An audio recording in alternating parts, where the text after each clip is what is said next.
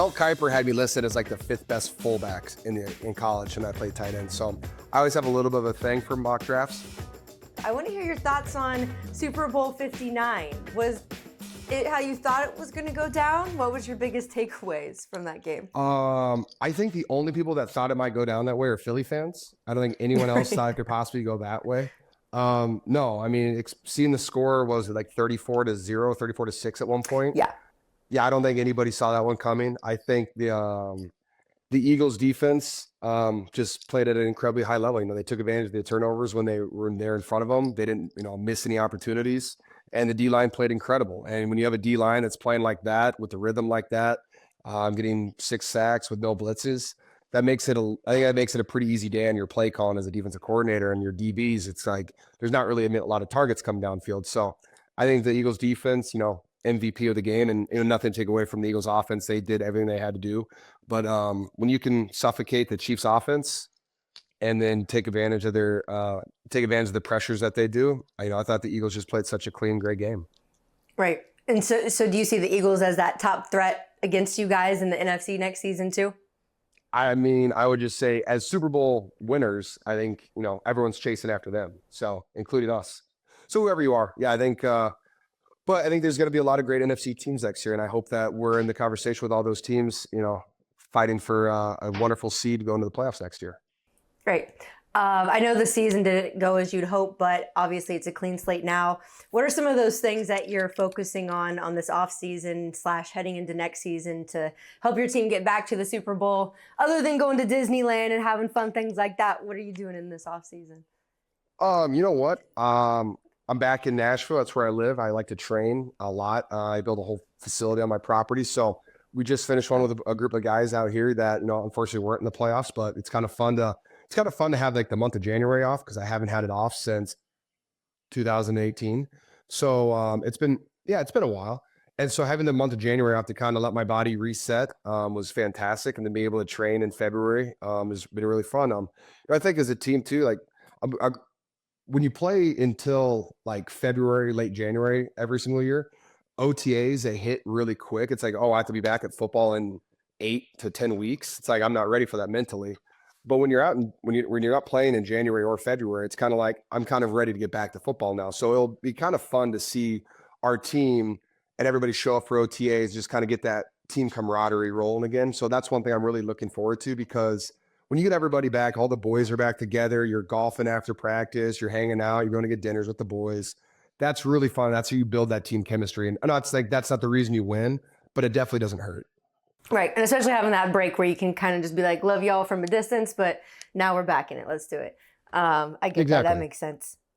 Obviously, we all know that Deebo requested a trade, assuming that he lands somewhere else this offseason that leave Ayuk, Jennings, and Pearsall as the 3 primary wideouts on the roster. So what kind of expectations do you have for them if they do have to fill that vacant Deebo role?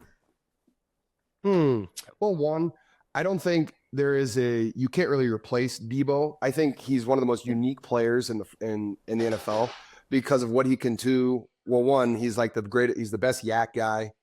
Besides myself, I will hype myself up. I'm pretty good at that too. But he's so good at when he gets the ball in his hands. And the fact that you can line him up in the slot out wide in the backfield and do all the fun stuff with him, and he breaks tackles, he runs like a running back, and he has the burst, he has the speed, he has the agility to get away from guys too. Like, he's just such a unique player. So I don't think you can really replace him. Now we're just going to have to build our offense a little bit differently because we don't have that available to us. But Deebo's a hell of a football player. I've loved being his teammate. I've loved sharing the field with him. I love going to war with him. If that is what happens and he is traded, I'll be very sad. But at the same time, I'm always happy for guys to get opportunities, and that's all you can ask for in the NFL. But yes, Deebo is one of my guys, and I always love playing with him. For the 3 other guys who are still currently on the roster, whether it's Jawan, Ayuk, who's coming back from ACL, Ricky Pearsall, we had Trent Taylor in the slot, we have Jay Cowan in the slot, we still have Chris Conley. So yes, when you remove Deebo from the equation, it's kind of like, all right, who's going to step up?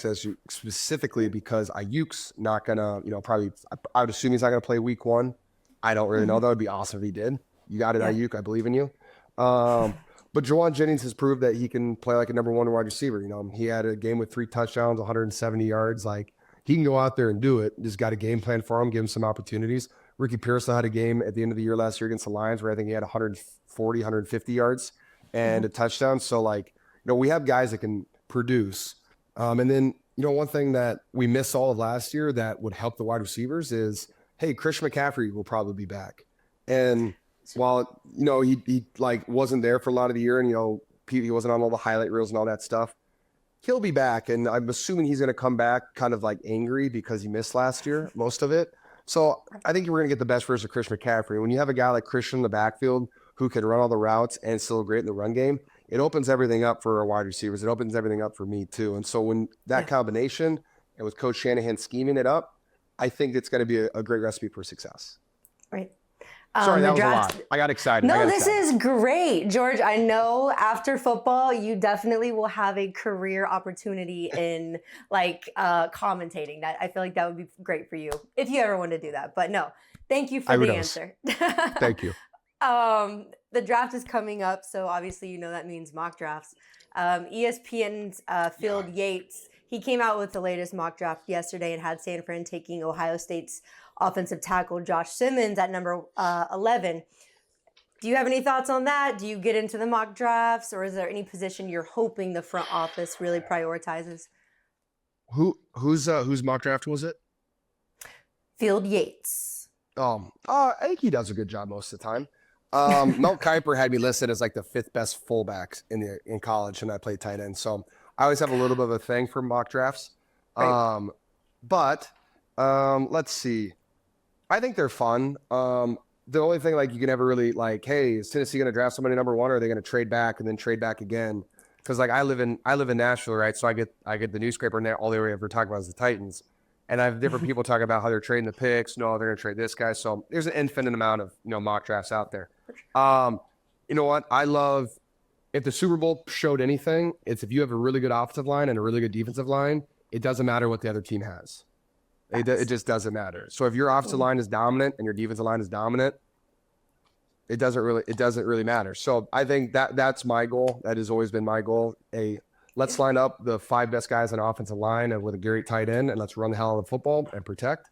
Or on D line, hey, let's get another D tackle or someone to pair with Nick Bosa and Leonard Floyd, and let Fred Warner run a little free out there and put less pressure on our DBs. That's always my thing, and that's kind of what's worked for us in the past.